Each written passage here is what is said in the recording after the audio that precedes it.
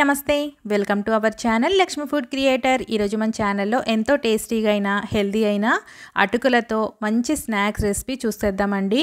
Morning బ్రేక్ఫాస్ట్లో లాగా కానీ లేదా ఈవినింగ్ స్నాక్స్లో కానీ ఈ రెసిపీ అనేది చాలా బాగుంటుంది। ముందుగా ఒక మిక్సింగ్ బౌల్ తీసుకోండి, దాంట్లో 2 కప్పుల అటుకుల్ని తీసుకోండి। అటుకుల్ని తీసుకునేటప్పుడు కొంచెం మందంగా ఉండే అటుకుల్ని తీసుకోండి। ఇప్పుడు ఈ అటుకుల్ని 1-2 సార్లు శుభ్రంగా నీళ్లు పోసుకొని కడిగేసుకోవాలండి। తర్వాత మళ్ళీ నీళ్లు పోసుకొని ఒక 5 నిమిషాల పాటు నానితే అటుకులు అనేది కొంచెం సాఫ్ట్గా తయారవుతుంది। అచ్చంగా మనం రైస్ వండుకుంటాం కదా, అలా సాఫ్ట్గా తయారేంత వరకు కూడా మనం వీటిని పెట్టుకొని తర్వాత పూర్తిగా నీళ్లు వంచేసేసుకొని ఒకసారి చెక్ చేసుకోండి, పొడి పొడిలాడుతూ ఉండాలి। ఇప్పుడు ఒక మిక్సీ జార్ తీసుకోండి, దాంట్లో సన్నగా తరిగి పెట్టుకున్న కొత్తిమీర ఒక కట్ట దాకా తీసుకోండి, పై రెబ్బలు 4, అల్లం 2 అంగుళాల అల్లం ముక్కని శుభ్రం చేసేసుకొని చిన్న ముక్కలుగా కట్ చేసుకోండి। అలాగే 2 పచ్చిమిరపకాయలు చిలుకలుగా కట్ చేసి దీంట్లో వేసుకోండి। అలాగే బాగా టమాటాని ఒకటి దాకా వేసేసుకోండి।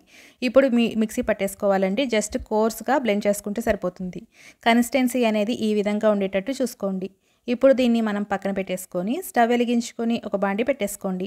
దాంట్లో 2 టేబుల్ స్పూన్ల నూనె వేసుకున్నాక దాంట్లో 1 టేబుల్ స్పూన్ దాకా పచ్చెనపప్పు, 1/4 టేబుల్ స్పూన్ జీలకర్ర, 1/4 టేబుల్ స్పూన్ ఆవాలు వేసేసుకొని టేబుల్ స్పూన్ల వేరుశెనగ గుళ్ళు వేసేసుకొని ఈ అన్నీ కూడా బాగా ఫ్రై చేసుకుందాం।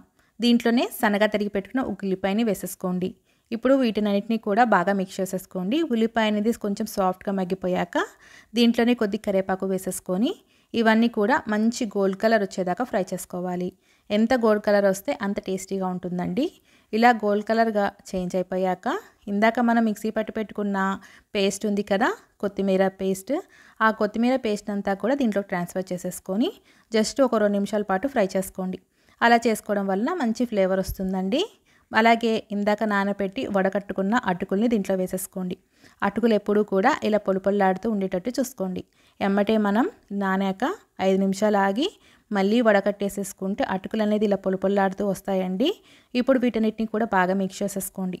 పూర్తిగా మిక్స్ అయిపోయాక దీంట్లోనే టేస్ట్కి తగినంత సాల్ట్ వేసేసుకొని ఒక 5 నిమిషాల పాటు మిక్స్ చేసేసుకొని ఇప్పుడు మనం వేడివేడిగా సర్వ్ చేసేసుకోవచ్చు।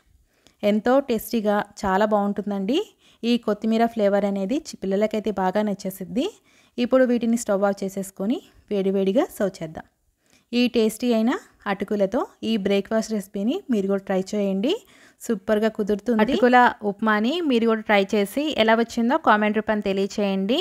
మరెన్నో టేస్టీ అండ్ క్విక్ రెసిపీస్ కోసం నా ఛానల్ని చూస్తూ ఉండండి। నచ్చితే కనుక లైక్ చేసి సబ్స్క్రైబ్ చేసి షేర్ చేయండి।